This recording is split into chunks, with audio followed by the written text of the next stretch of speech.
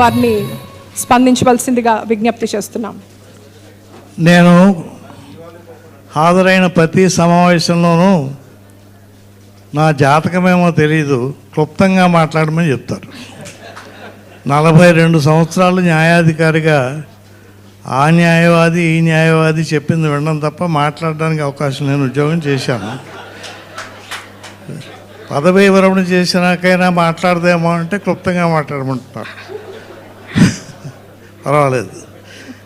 ఈరోజు నాకిక్కడ ఇటువంటి మహానుభావుల పక్కన ఉంచునే అవకాశాన్ని కల్పించింది నా మీద శ్రీ తోట చంద్రశేఖర్ దంపతులకు ఉన్న ప్రేమ, ఈ పురస్కార గ్రహీతలను ఎంపిక చేసిన పెద్దలకు ఉన్నటువంటి అభిమానం తప్ప దీనికి నేను అర్హున్నా కాదో నాకు తెలియదు.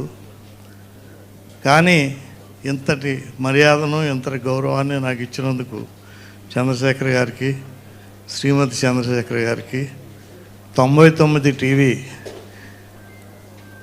సంబంధించిన కుటుంబం అందరికీ కూడా నా కృతజ్ఞతాపూర్వకమైనటువంటి నమస్కారాలు.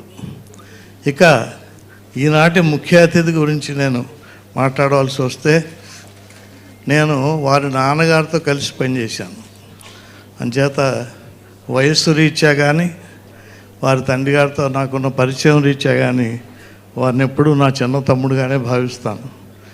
ఆయన జీవితంలో ఎంత ఎదిగినా దేశవ్యాప్తంగా ప్రపంచవ్యాప్తంగా ఆయన కీర్తి ప్రతిష్ఠున్న నాకు మాత్రం తమ్ముడే. అంత ప్రేమగా ఆయన ఉంటారు.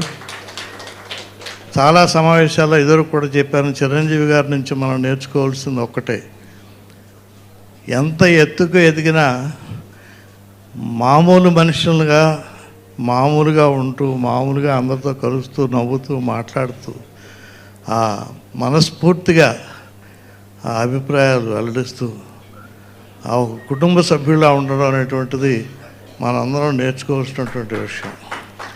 అతి చిన్న ఉద్యోగాలకే, అతి చిన్న పదవులకే, అతి చిన్న ప్రయోజనాలకే చాలా పెద్దవాళ్ళు అయిపోయి అహంకరించేటువంటి ఈ రోజుల్లో అంత పెద్ద వ్యక్తి ఎంత ఎంత నెమ్మదిగా, ఎంత చక్కగా, ఎంత నవ్వుతూ, అసలు మీరు నేర్చుకోవాలి మనంతా.